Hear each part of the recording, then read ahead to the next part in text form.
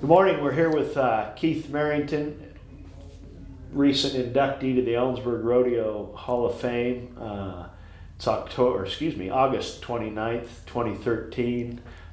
We had our induction ceremony last night. He is representing the Calgary Stampede Ranch along with their great bucking horse, Graded Coconut. The ranch, along with Graded Coconut, and longtime Calgary pickup man Gary Rempel, along with Buzz Peth, were this year's inductees.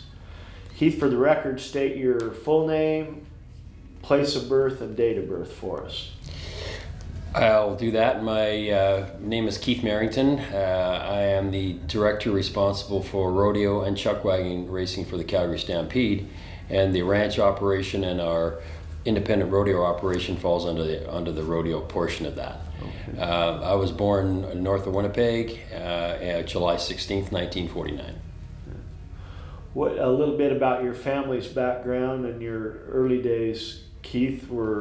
Did you have a background in rodeo, or were you ranch folk? I had a background. Yeah, we have mixed farming, and so as a kid, I was always enjoying horses. Okay. I like to mess with. I've got a thoroughbred background actually. Oh, we don't, huh? Yeah, so I used to race thoroughbreds at the racetrack, and it's still a passion of mine. So I still have an interest in a horse or two that are running up in Canada. So yeah, I've always been around horses. Not so much rodeo. I mean, I certainly enjoyed the sport. Okay. Very not as a participant, but as a fan. Okay. And but I've got a strong agricultural background. Got it. Now, in terms of professional training, is it marketing? Is it promotions? Is it? It's management. Management is my professional training. Okay. I did, as a sideline, I did do a stint selling cattle for a while as an auctioneer just on the side. Okay. So that was kind of another passion of mine when I was a kid. Yeah. So so it's always managing people and event management and entertainment. Got it. So it sounds like your interest in horses and the ag background, coupled with your business and marketing savvy, has helped you get to where you are today. Yeah, and a lot of experience. You know, I've been at the Stampede this 29 years, so I've seen a lot of different operations and part of that business. So you know, when I started in the Stampede in 1983. I was primarily hired to run the agriculture programs, which involved the horse sales and the bull sales and all those incremental events around that. In the late 90s, because I had such a strong background in horse racing, I managed the racetrack because we did have horse raced 100 days a year, one of the part of the Calgary program. Oh, okay. So I managed that for 10 years, and then of course the horse racing business globally is suffering, and we were no different. So we phased that operation out in 2008. A couple of years prior to that, Winston Bruce was the rodeo manager, and he was retiring. So I kind of phased into that role, knowing that in a year or two we would be out of horse racing. So I transitioned. I was kind of doing a little bit of ag and a lot of horse racing and a little bit of rodeo, and then I just transitioned into what I'm doing today. Okay. Maybe a brief explanation of the Calgary operation in general. We think of it as the rodeo, but you're telling us it's more. The Calgary Stampede is a big machine. Yeah. We're 160 acres in downtown Calgary. All our land is owned by the city of Calgary. Okay. All the infrastructure, buildings, and improvements we pay for and turn it back to the city. Okay.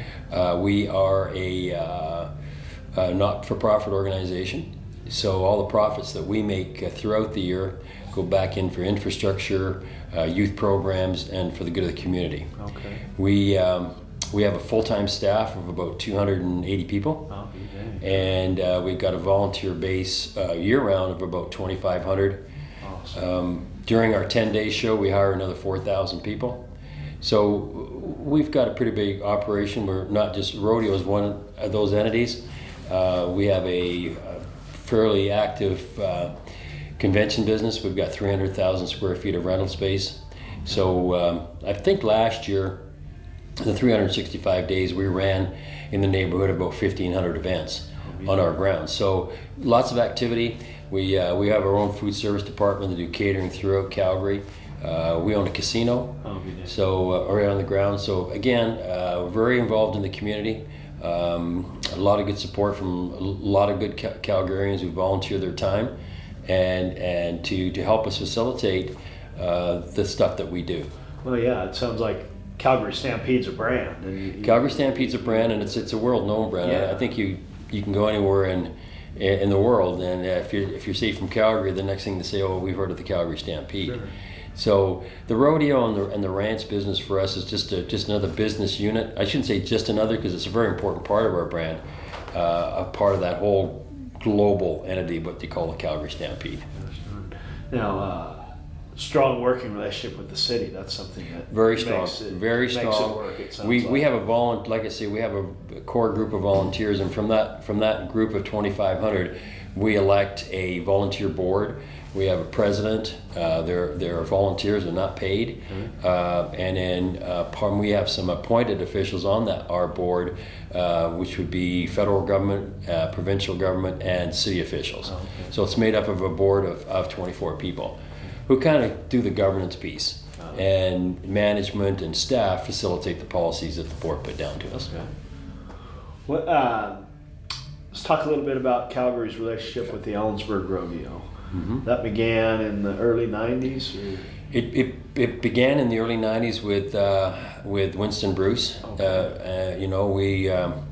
We're no different than Flying Five or Mike Corey or any other stock contractor business. Rodeos. We have to rodeo, and we are a card holder of the CPRA, the Canadian entity of rodeo, and the governing body here, the PRCA. So we're members in good standings of both associations.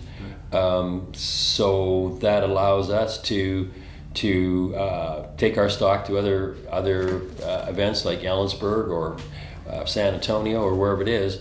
To a number of things: profile our brand, number one, make money, number Sure. two, and qualify stock for the NFR or Canadian Finals Rodeo.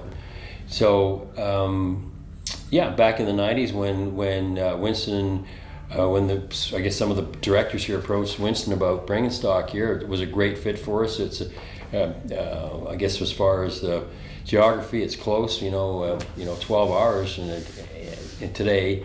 With the units we have, it's easy. Okay. We've got a number of rodeos in the Northwest, so it fits very well with our schedule. We started off early August in Hermiston, Oregon. Okay. Then we moved over to Canby, Oregon, and then we just came from Bremerton and to here. So it fits very well with our schedule, and it's the demographics we want to hit, because when we expose our brand on the road, every person that sees that CS or hears the Calgary Stampede is a potential ticket buyer for us. And I think by bringing the quality of horses that we bring here, and so they hear a lot about Calgary Stampede and all the good things about it. So it's we trying to promote our show at the same time. So hopefully the people will make a trip north. It's a collaborative arrangement rather than a competitive. Oh, sure. Calgary's unique in that I can't think of another top-notch rodeo that also provides stock to other rodeos. We are, yeah. I mean, back in 1961 when the ranch was purchased by a few of the directors, and they had a vision of supplying a good supply of bucking horses, quality bucking horses for our show. Excuse me. That was their vision. It evolved from there. To an operation where we're at today, and if we just kept our horses for our show, I think that being the stock contractors we are, I don't think that would be right. So we're no different than like I'm saying any other stock contractor. Sure. We have a business and we run it like a business, and we're pretty proud of the stock that we haul around, and so. That's where we are. I should say. What kind of Ellensburg rodeo stories would you like to share with us? Oh gosh, I mean, the highlight for us is when certainly short round horses. I think one of the bigger highlights for me. We certainly have focused on Graded Coconut over the years, but he's got a son that we're really proud of. He's got a lot of sons that we're proud of, but one we're really special right now. and he's at this rodeo. I think last year when he bucked in the short round here, and he was so awesome. To me, I mean, I think the people here too. The people are so friendly. I mean, they welcome us here. We've got great facilities. They, you know, whatever we need, they're pretty well there. So I think it's the environment, the atmosphere, and you know, when everything fits right, the horses seem to buck better. I don't know what it is, but the ground's good, the infrastructure's good. So I don't think there's one thing that we could pinpoint being Ellensburg. I mean, it's.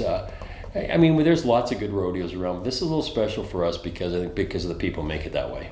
Well, I do these interviews each year and throughout the year, and you hear that a lot about Ellensburg. And we're not patting our own back, but it's a special place in that people that come here feel welcome and yeah, it's just if we like need to be something, here. it's always gets taken care of. We don't have to worry about it. And our priority for us is our stock. I mean, we've got a couple loads here, and understandably, there's only so much space here. So, you know, we went out to the community to find some grass, and gosh, it was people were begging us to come there. Yeah, you know? for the month of August, you can drive around the Kittitas Valley and see some CS horses. Yes, pastured so down. we give them some time off and relax, and that's one thing about our operation. We don't put too much pressure on our animal athletes. In order for them to perform to certain expectations that we know that they conform to, and the expectations of the people that are going to come and see them, they have to be relaxed and rested. No different than any other athlete. You're not going to perform properly if you're not, you know, if you're not honed and if you're not prepared to do what you're supposed to do. Absolutely. What else? What closing words would you like to? Well, I was last night at the induction ceremony very, very humbled and proud of certainly the amount of the organizational that went into that evening last night. I've been to many. I know Great Coconut was inducted into the Canadian Pro Rodeo Hall of Fame, which was a special moment there. I think this is a little more special because we're in a foreign country, not a foreign country, we're in a different country. Sure. But last night was really special for us. We were humbled, and I know a number of people come up to us and appreciated us just being here, bringing our horses here, and you know, so I just reassured everybody that relationship will continue. Awesome.